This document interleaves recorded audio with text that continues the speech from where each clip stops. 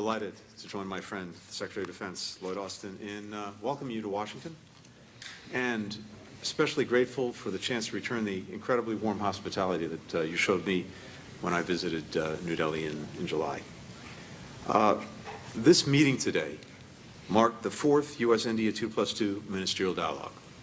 It built upon the productive meeting last September between Prime Minister Modi and President Biden, as well as the conversation that they had by video today, and on the strong partnership our two countries have developed across nearly 75 years of diplomatic relations.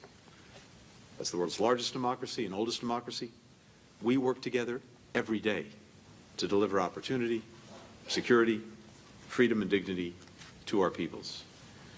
We're working closely to combat the COVID-19 pandemic.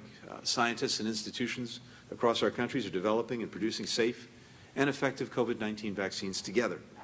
We're working through the Quad Vaccine Partnership with our colleagues in Australia and Japan to make these vaccines available throughout the Indo-Pacific. As of today, Quad partners have collectively provided more than 500 million vaccine doses. We're rapidly expanding production to make more at the Biological E facility in India. We're standing together for our shared commitment to uphold a free, rules-based international order that safeguards sovereignty, territorial integrity, and independence. Today, we reaffirmed our commitment to promoting regional stability, the rule of law, the peaceful resolution of disputes, and to expanding our strategic partnership with ASEAN. Russia's war against Ukraine is an attack on Ukraine's people. It's also an attack on that rules-based order that we both adhere to and defend. The United States will continue to increase our support to the government and people of Ukraine and call on other nations to do the same, just as we call on all nations to condemn Moscow's increasingly brutal actions. Russia's aggression stands in stark contrast to the vision that the United States and India share for a free and open Indo-Pacific. And Russia's actions are having a profound impact not just in Europe and in Ukraine, but around the world. For example, causing food insecurity and rising prices. Ukraine's farmers have been forced to flee or to fight as Russian troops intentionally destroy farmland and equipment and prevent Ukraine from exporting their wheat through Black Sea ports. Our countries are working together to try to bring more food to world markets as well as to the World Food Program. And the United States is also focused on securing more funding for the World Food Program and the UN Food and Agriculture Organization, and producing more fertilizer so that we can help others sustain crop yields in the future. We also discussed our goal of driving inclusive economic growth, both for our countries and across the region. India and the United States already trade to the tune of more than $150 billion each year. But we're deepening that relationship by restarting the U.S.-India commercial dialogue and the U.S.-India CEO Forum later this year, where our private sector partners can offer recommendations to strengthen even more our trade and investment relationship. In the video meeting that they held earlier today, Prime Minister Modi welcomed President Biden's Indo-Pacific Economic Framework Initiative. It can allow us to increase our collaboration across more issues, including digital trade, supply chain resilience, infrastructure, and tax policy. And our countries are working together to tackle the climate crisis. The United States is supporting India's ambitious COP26 clean energy commitments by investing in renewable energy projects and mobilizing private sector financing. We also share a commitment to our democratic values, such as protecting human rights. We regularly engage with our Indian partners on these shared values, and to that end, we're monitoring some recent concerning developments in India, including a rise in human rights abuses by some government, police, and prison officials. In addition to all of these critical issues, I'm pleased that we're increasing cooperation in a number of other key areas, which we focused on today. We're deepening our defense ties, which I know Secretary Austin will speak to. We're expanding our cooperation on development around the world, particularly in Asia and Africa, by working together to carry out disaster relief as well as clean energy and climate-smart agricultural projects. And we're increasing people-to-people ties, which are really at the heart of the entire relationship. We're very lucky in the United States to be home to some 4 million Indian Americans, as well as 200,000 Indians studying in our universities. We have a working group on education and skill training that we formed today that will increase that number by bringing institutions in the United States and India together to develop new joint research and exchange programs. We look forward to welcoming more Indian students and scholars into our communities We're focusing, among other things, on STEM education. I think this is an area of tremendous potential going forward.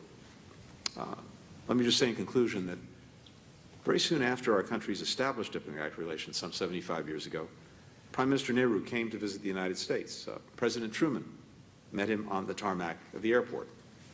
And Prime Minister Nehru noted the importance of the moment, saying, and I quote, "I trust that these two republics of the Western world and the Eastern world will find many ways of working together in friendly and fruitful cooperation to our mutual advantage and for the good of humanity." So, for nearly 75 years, we've done just that. And I'm grateful to our partners for making it possible for that friendly and fruitful cooperation to continue and to deepen. And with that, I hand it over to Foreign Minister Jaishankar. Or are we going to Lloyd? Sorry, let me go to Lloyd first. Thanks, Secretary of Defense. Blinken. Well, Secretary Blinken, Minister Singh, Minister Jaishankar, it's great to be here with you for this fourth U.S.-India 2+2 ministerial dialogue. As my friend Secretary Blinken has rightly noted, we're meeting at an important moment in our partnership. It's been nearly 2 decades since we signed our first bilateral defense framework, and our partnership has grown immensely ever since. Today's meeting shows that we're working together to build one of the most consequential partnerships of our time. We've made important commitments today that will drive technological innovation and cooperation in emerging defense domains, including space and cyberspace. For example, we're committed to launching new defense space exchanges later this year between our Space Command and India's Defense Space Agency. And I'm pleased to announce that just a few moments ago, we signed a bilateral space situational awareness arrangement. And this will support greater information sharing and cooperation in space. We're also deepening our cooperation in cyberspace, including through training and exercises later this year. And we're expanding our information sharing partnership across all warfighting domains. And meanwhile, our defense trade and technology cooperation continues to grow. We recently concluded an agreement to work together on air-launched unmanned aerial vehicles through our Defense Technology and Trade Initiative. And today we agreed to launch new supply chain cooperation measures that will let us more swiftly support each other's priority defense requirements. India continues to acquire key U.S. defense platforms, and that is forging important new ties between our defense industrial bases. We're doing all this because the United States supports India as a defense industry leader in the Indo-Pacific and a net provider of security in the region. And we all understand the challenges that we face there. The People's Republic of China is seeking to refashion the region and the international system more broadly in ways that serve its interests. And so I'm pleased that we've identified new opportunities to extend the operational reach of our militaries and to coordinate more closely together across the expanse of the Indo-Pacific. We welcome the Indian Navy's decision to join the Combined Maritime Forces Bahrain. And we've also committed to more high-end exercises together. Last summer, the Theodore Roosevelt Carrier Strike Group conducted the first ever combined anti-submarine warfare and air exercise with the Indian Navy and Air Force. And we're looking forward to more of this sort of cooperation as we expand the scope and the complexity of Tiger Triumph, which is our annual major tri-service exercise. And finally, we made commitments today to reinforce our ties with like-minded countries, including Japan, Australia, and our European allies and partners.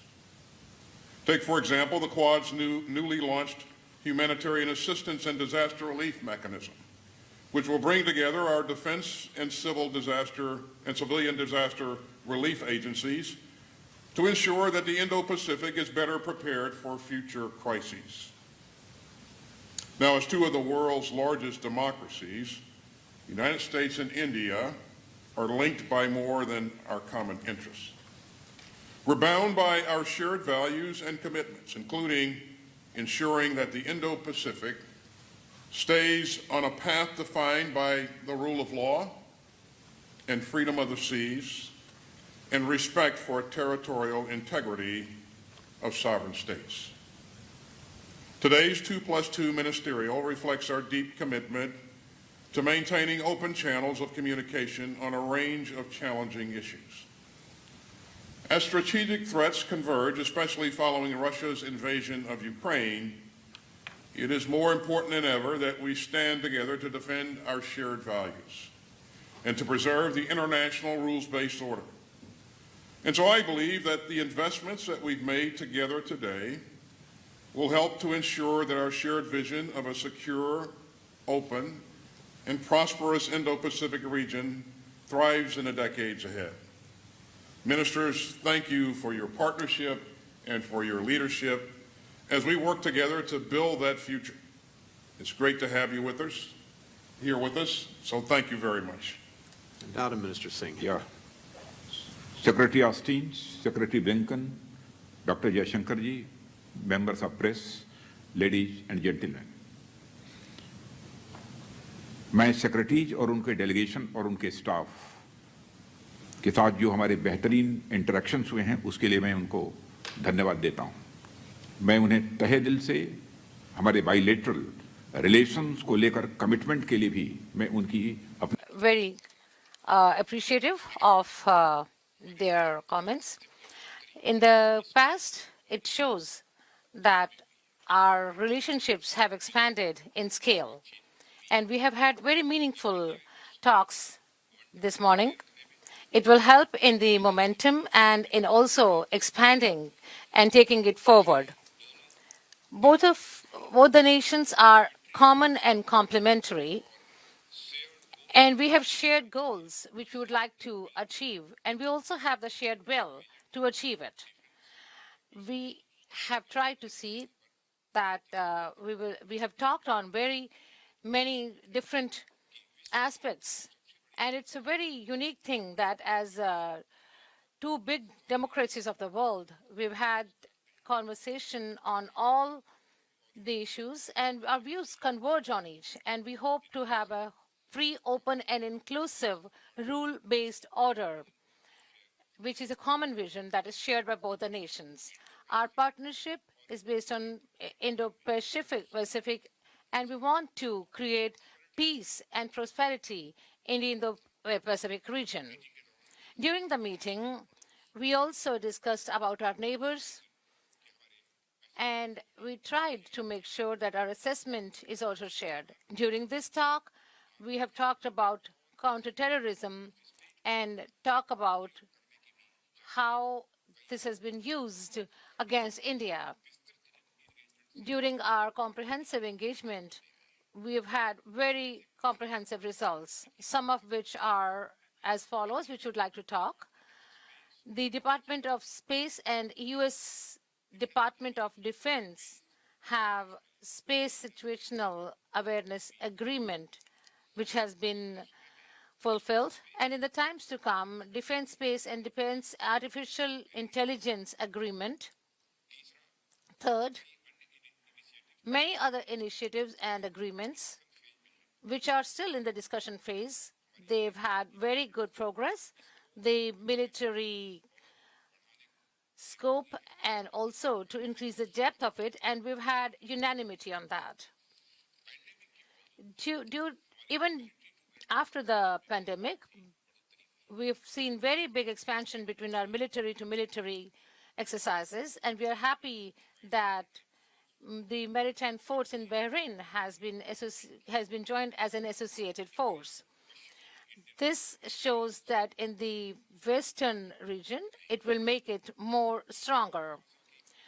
We are also happy with the COMCASA and BECA implementation, and we are working towards it.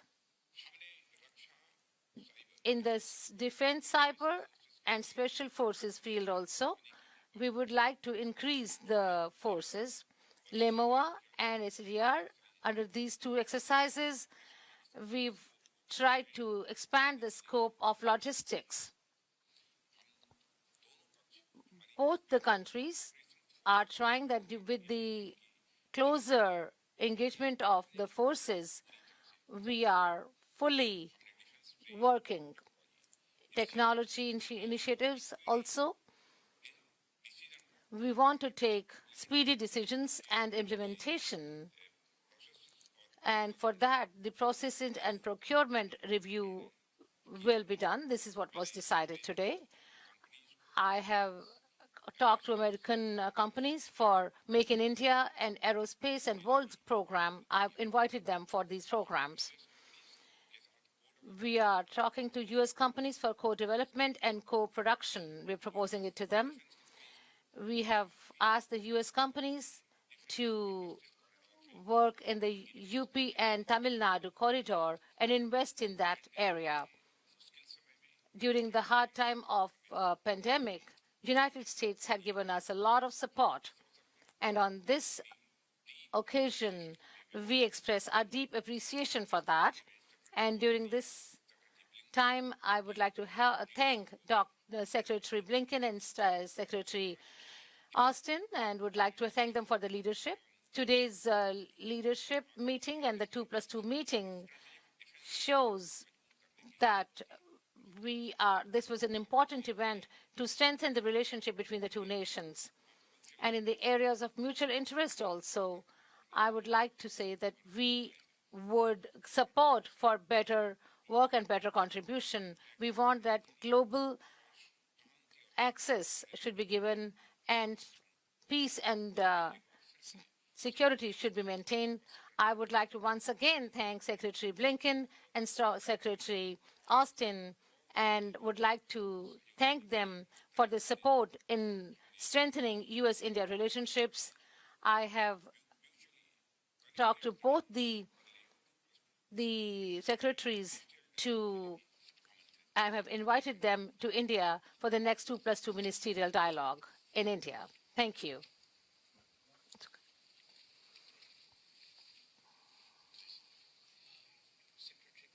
Secretary Blinken, Secretary Austin, Raksha Mantri.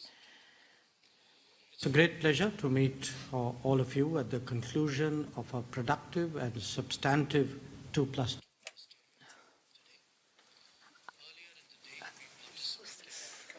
summit of our leaders, and we also met departmentally. These meetings are taking place at a time when the global order is facing multiple challenges and stresses. Obviously, a good part of my meeting with Secretary Blinken in the morning went to the ongoing conflict in Ukraine that has many ramifications. Even countries far away are worrying about energy security, food security, commodities prices, and logistics disruption. Now, this comes on top of the consequences of the COVID-19 pandemic, with which the world has been struggling for the last 2 years.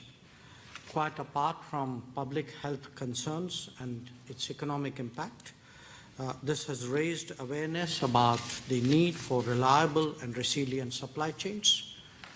Autonomously, the nature of globalization and the usage of technology has brought to fore concerns of trust and transparency. How to ensure a free, open, and inclusive Indo-Pacific was also on our agenda today. We spoke of developments in and around Afghanistan that have made their ripples felt well beyond.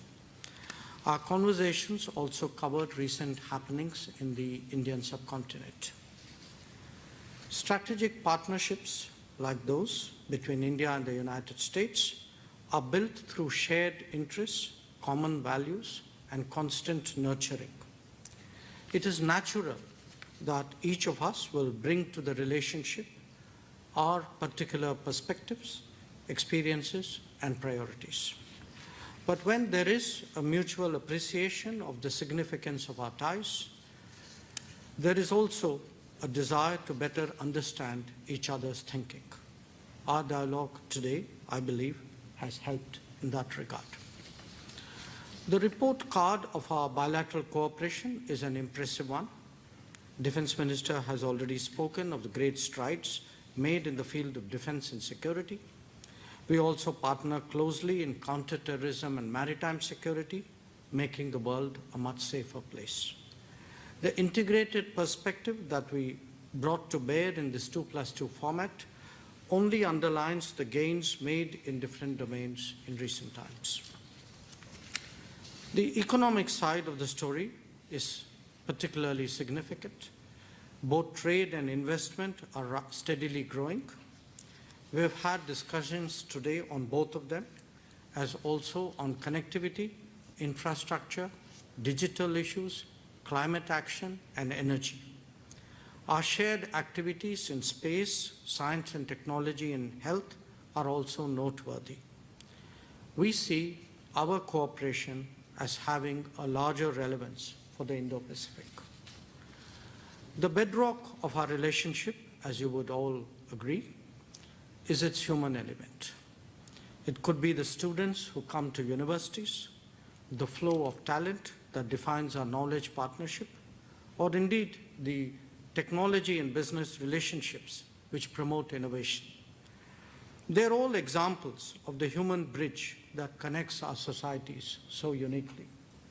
I look forward to highlighting this aspect tomorrow at an event in Harvard University, where I would have the pleasure of speaking along with Secretary Blinken. In a changing world, India-US ties have not only kept pace, but actually emerged as a major contributor to global peace, stability, and prosperity. This is not just the weight of our expanding partnership, but also the impact it makes on addressing global issues. Our vaccine cooperation can enhance its affordability and accessibility. Our B2B and G2G dealings can contribute to better connectivity and reliable supply chains. Our climate collaboration is underlined by the United States joining the International Solar Alliance and co-chairing the Coalition for Disaster Resilient Infrastructure. Challenges in the Indo-Pacific have also been a particular focus of our discussions. We appreciate the attention and energy devoted by the United States to the Quad. Its elevation and intensification in the last year benefits the entire Indo-Pacific. Indeed, the Quad has emerged as a powerful force of global good. So let me sum up our discussions in 3 broad points. 1, it has helped us today to strategize on mitigating the volatility and unpredictability that the world is currently experiencing. That will be naturally reflected in our policies. 2, it has encouraged us to think together on long-term challenges, especially in the Indo-Pacific. And 3, it has energized our collaborative endeavors to build what is emerging as a key bilateral relationship of our times. Thank you. We'll now turn to questions. We'll take 4 questions, alternating 2 questions per delegation. We'll start with Rosalind Jordan of Al Jazeera English.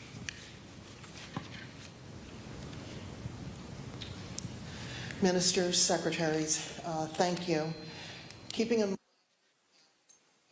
तो जैसे आप चारों ने बात की है कि अपने गहरी दोस्ती और गठबंधन के बारे में बात की है, तो सबसे पहला प्रश्न मेरा सेक्रेटरी से क्या ये मुश्किल war that India has yet to condemn Russia's invasion. What more can the U.S. do to persuade India to make what some would argue is a symbolic step, but still a critical one? And there are a number of reports suggesting that Moscow and Delhi are trying to work out some sort of currency exchange for future energy purchases. Did you tell Secretary Jaishankar that these could risk violations of not just current sanctions, but also risk violating CAATSA? Secretary Austin, this is a larger policy question. Has the U.S. missed an opportunity in the past 17 years, since the beginning of this strategic partnership, to replace Moscow as Delhi's choice for weapons, for military materiel, not just the training and the robust partnership that we see in the military sphere? And finally, for the ministers, Jaishankar and Singh, why not condemn Russia's invasion? Wouldn't this best reflect India's foreign policy goals and international standing? And what is the leverage that the Indian government has to persuade Vladimir Putin that the carnage that we are seeing every day simply must not stop, that it's not helping the Ukrainian people, and that it's not helping the Russian people? Thank you so much. Thank you. I'm happy to start. I applaud the multi-part, multi-person question. A few things. First, I should note, before getting into the specifics of the question, that Prime Minister Modi, President Biden had a very warm and productive conversation today in their virtual summit. Covered a lot of ground, including some of the things that we mentioned: COVID-19, climate, strengthening the global economy, a free and open Indo-Pacific that we both aspire to. On Russia-Ukraine, they talked about ways of mitigating the profound impact that this is having on global food supplies and prices, commodity markets, and working together to achieve that. I would note, India has made very strong statements in New York at the UN, the minister before the Indian Parliament, condemning the killing of civilians in Ukraine, calling for an independent investigation of these atrocities. And I would also note that India is providing significant humanitarian assistance to the people of Ukraine, notably medicines, which are very necessary and in real demand. India has to make its own decisions about how it approaches this challenge. We, as a general proposition, are consulting with all of our allies and partners on the consequences of Putin's war, the atrocities being committed against the people of Ukraine. In our judgment, it is important that all countries, especially those with leverage, press Putin to end the war. And it's also important that democracies stand together and speak with one voice to defend the values that we share. And we do share profoundly the values of freedom, openness, independence, sovereignty, and those values need to apply everywhere. India's relationship with Russia was developed over decades at a time when the United States was not able to be a partner to India. Times have changed. Today, we are able and willing to be a partner of choice with India across virtually every realm: commerce, technology, education, and security. And that was very much the nature of the conversation that we had today. When it comes to oil purchases, sanctions, et cetera, I just note that there are carve-outs for energy purchases. Of course, we're encouraging countries not to purchase additional energy supplies from Russia. Every country is differently situated, has different needs, requirements, but we're looking to allies and partners not to increase their purchases of Russian energy. Well, thanks, Roz. Regarding missed opportunities, of course, I can't say much about policy decisions that were made before my time. But what I can tell you is that President Biden truly values strong alliances and partnerships like the one that we have with India. And that's really what today is all about. It's about taking a strong relationship and making it even stronger, and working on those things that create interoperability and allow us to work together to promote the things that all of us have talked about. The issue of values is central to this relationship, and we'll continue to work to strengthen what's a very strong relationship, and so that we don't miss any opportunities going forward. So, thanks. I think I probably answer for both of us. First of all, thank you for the advice and suggestions in your question. I prefer to do it my way and articulate it my way. Now, as Secretary Blinken has pointed out, we have made a number of statements which outline our position in the UN, in our parliament, and in other forums. And briefly, what those positions state is that we are against the conflict, we are for dialogue and diplomacy, we are for urgent cessation of violence, and we are prepared to contribute in whatever way to these objectives. I noticed you refer to oil purchases. If you are looking at energy purchases from Russia, I would suggest that your attention should be focused on Europe, which probably we do buy some energy which is necessary for our energy security. But I suspect, looking at the figures, probably our total purchases for the month would be less than what Europe does in an afternoon. So you might want to think about it. We'll turn to Lalit Jha, Press Trust of India.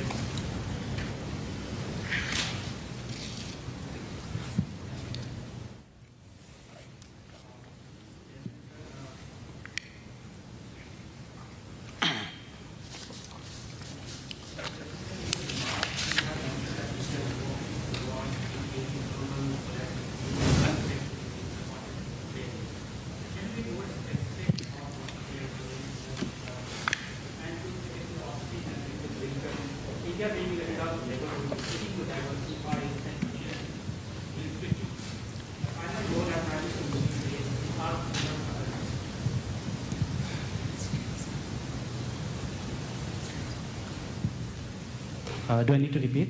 Okay. Mr. Jaishankar, in your remarks, my second question is to Secretary Blinken and Secretary Austin. India, being in a tough neighborhood, is seeking to diversify its energy and military needs. As Prime Minister Modi says, the final goal is Atmanirbhar Bharat, which also means self-reliant India, and this includes energy independence. You know, US has played a key role in India getting food security through Green Revolution. In that context, my question to both of you is, what the United States is offering to help India achieve this goal in the field of both energy and military? Thank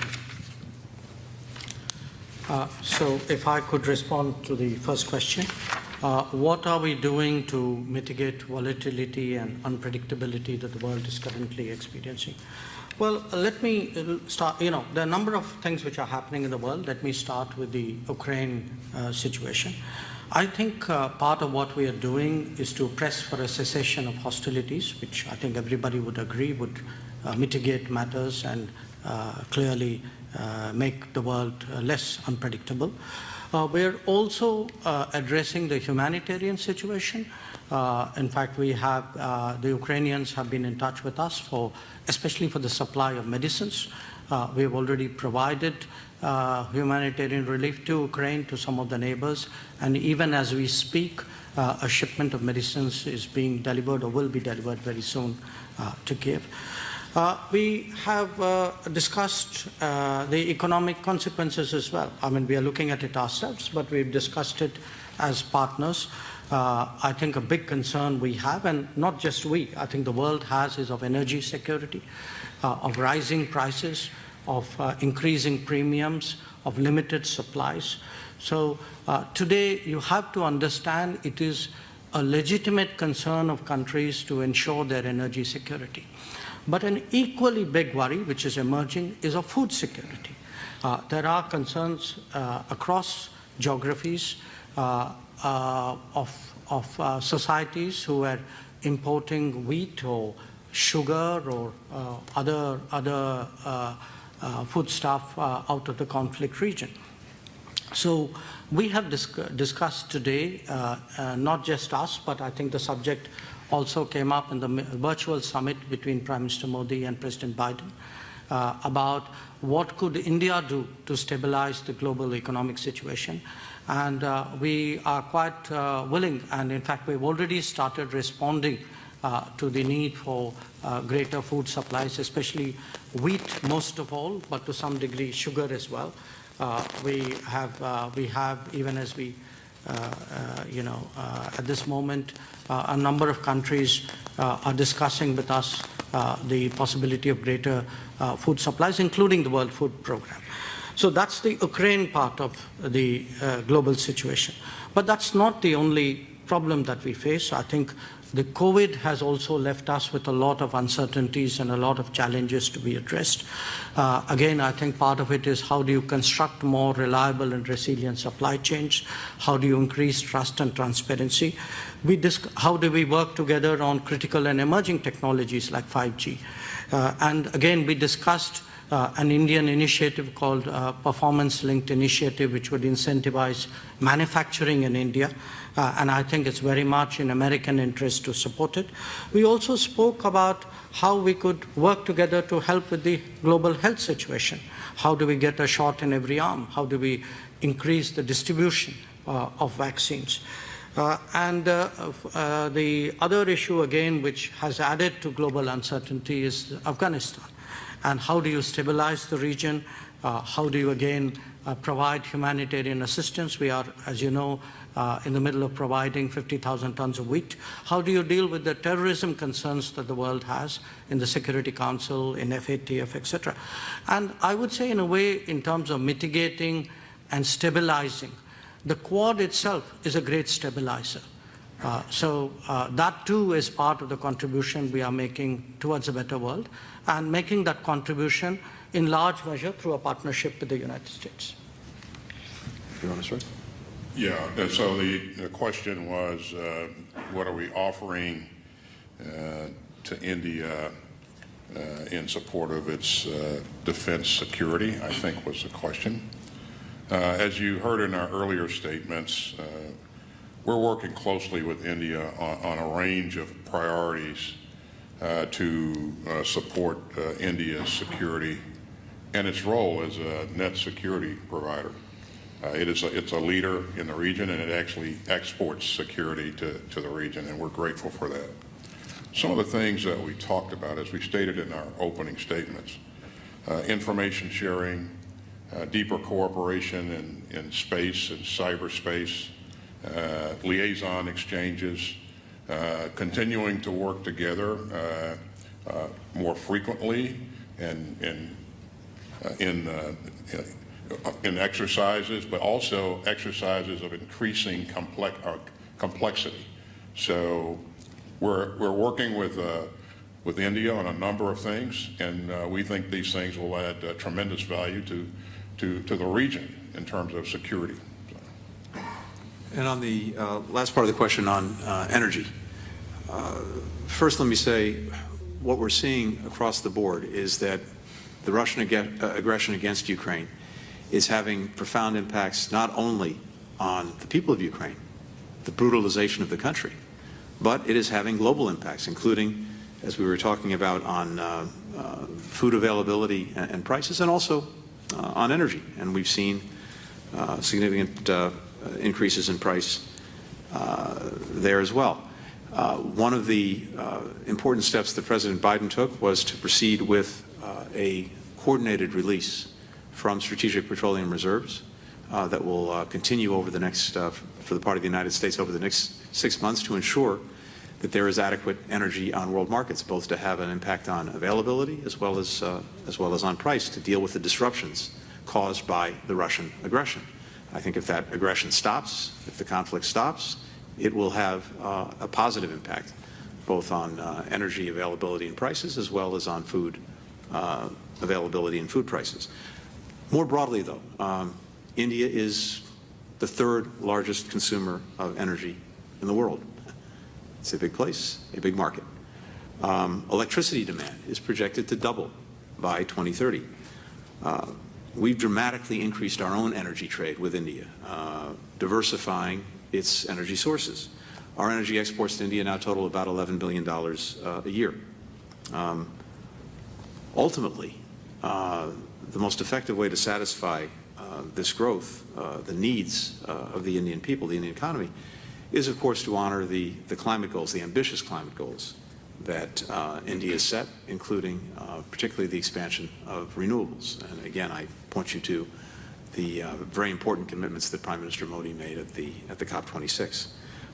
We are committed for our part to partnering in India's clean energy transition, and this needs to be a partnership. We have a responsibility, a historic responsibility, as well as a current responsibility in trying to make sure that we're helping to make available the technology, the financing, the support to help countries make that transition, to adapt, to build resilience in dealing with climate change and making sure that adequate supplies of energy are reaching their people. There's a long-standing strategic clean energy partnership that is co-led by our Department of Energy, the Ministry of Petroleum and Natural Gas in India. That is deepening cooperation on energy efficiency and next-generation fuels. And we have the Quad. We've got a working group on climate that's partnering on green shipping corridors and on green technology. Here at the State Department, our own Energy Bureau has done a lot of work, including collaborative studies with Indian researchers on the most economical decarbonization pathways. And finally, I just note our Development Finance Corporation just announced a $500 million loan to First Solar, which will produce solar panel modules in southern India, furthering climate goals, diversifying solar supply chains. So in all these ways and more, we are working both to deal with the impact of the Russian aggression on energy, but much more broadly with this combination of helping India meet its energy needs while advancing together the vital climate agenda that we share. Of Nikkei. Thank you very much for taking my question. To Secretary Blinken, India plans to deploy S-400 missile defense system. Did you discuss this topic with your Indian counterparts today? Do you rule out the possibility of sanctioning India for its acquisition of S-400? To Secretary Austin, India is trying to diversify its procurement of military equipment and weapons by reducing reliance on Russia and purchasing more from other countries, including the United States. I'm wondering what steps the Biden administration will take to help India accelerate the diversification effort. Is it an option for the United States to provide a financial assistance to India to make U.S. systems more affordable? To Indian Foreign Minister Jaishankar, Russia has more and more aligned with China diplomatically, economically, and militarily. How much are you concerned about their alignment in terms of India's national security? With that concern, do you think India has to reduce reliance on Russia economically and militarily as soon as possible? Thank you. I'm happy to start. So let me start by saying that we continue to urge all countries to avoid major new transactions for Russian weapon systems, particularly in light of what Russia is doing to Ukraine. We've not yet made a determination regarding potential sanctions or potential waivers under the CATSA law. But to come back to something I said a few moments ago, there is, of course, a long history and a long relationship between India and Russia, including when it comes to military equipment. That relationship took hold many years ago at a time when, as I said, we were not able to be a partner to India. And again, as I said, we are now both able and willing to be such a partner, to be a security partner of choice for India. That's one of the areas that we discussed in some detail today. On the issue of future systems, we are engaged in active discussions with India on how to best support their modernization needs.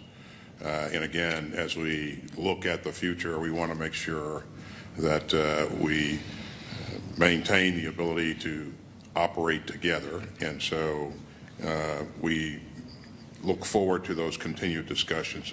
And it also includes a range of options that would make our systems more affordable. So this is work that will continue going forward, and again, look forward to continuing to have them as a strong and reliable partner. Well, This seems to be my day to get a lot of advice and suggestions from the press, so thank you for joining that. But look, we watch what's happening in the world like any country does, and we draw our conclusions and make our assessments. And believe me, we have a decent sense of what is in our interest and know how to protect it and advance it. So I think part of what has changed is we have more options than we did before.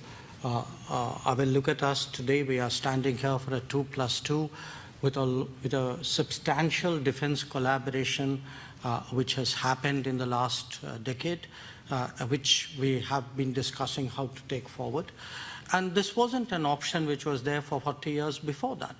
So the world is changing. The world will keep changing.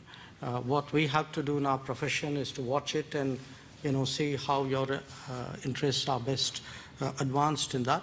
And I just want to pick up on the last, not this question, but the previous question which Secretary Blinken answered on the energy side, which is, given our energy security concerns, again, I don't want this whole subject to go off on a sort of a political note. Every country looks at its best options, and I think today an expanding India-US energy relationship, which by the way didn't exist some years ago. If my memory is right, you are the second largest LNG supplier to India, I think the fourth or the fifth largest crude oil supplier, a big partner in the renewable side, including the agreement which Secretary Blinken just mentioned. So we have, there is so much more going on in the world today, and a large part of it is really to fully explore the opportunities between India and the United States. We'll take a final question from Pranay Upadhyay, ABP News.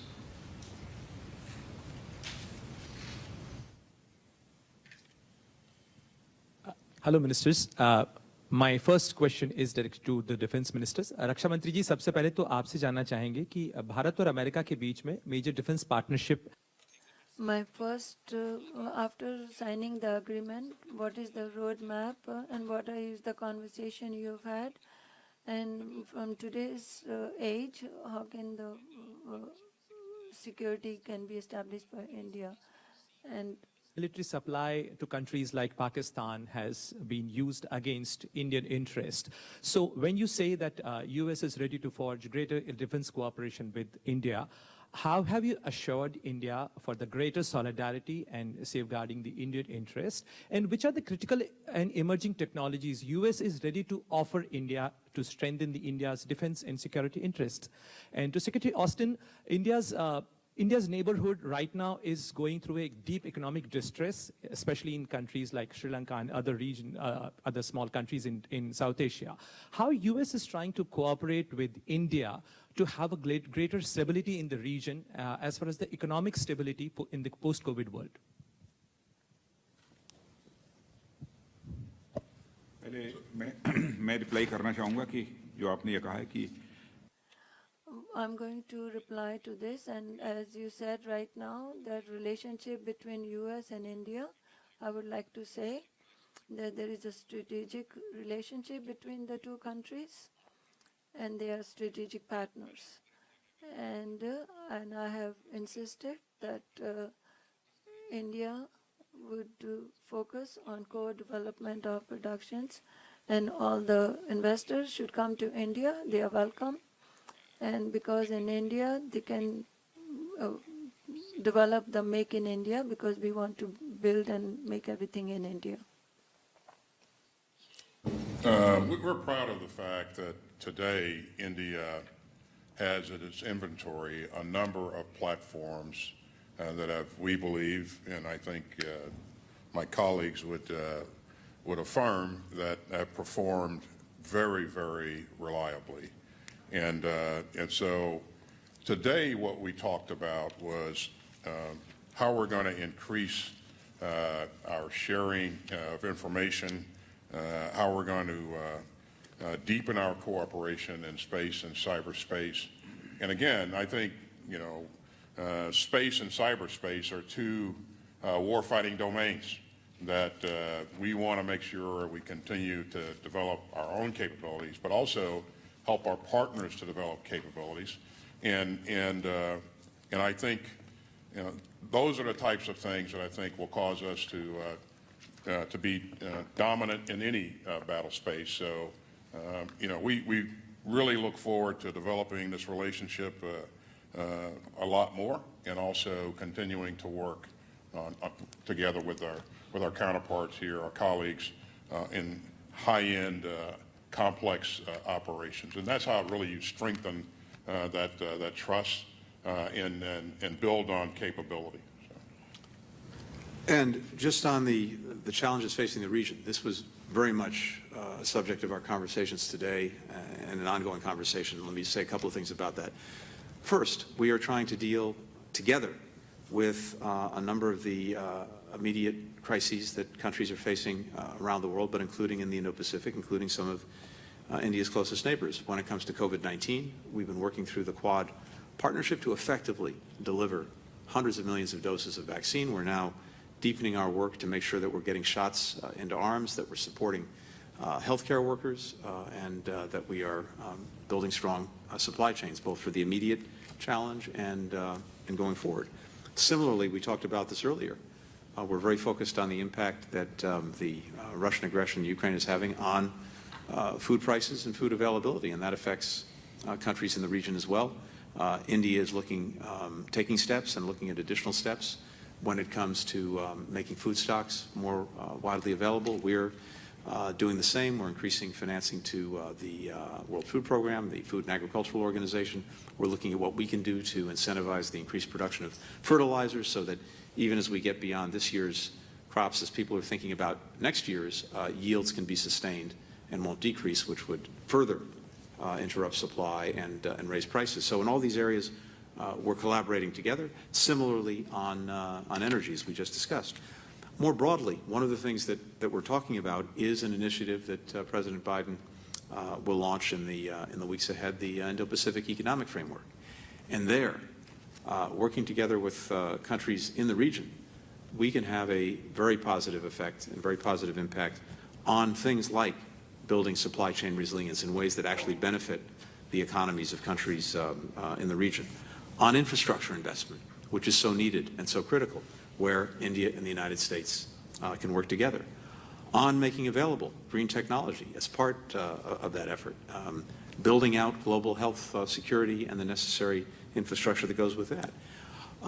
Working together on digital trade, which is increasingly a part of the lives of people in all of our countries and has tremendous potential, including in a number of these neighboring countries. So in all these ways and more, we are working not only individually, but increasingly we're working together to make sure that some of the benefits of the changing economy can be brought to these countries, as well as helping them to deal with many of the challenges that we're facing. Thank you, Your Excellencies. This concludes the press availability. Thank you.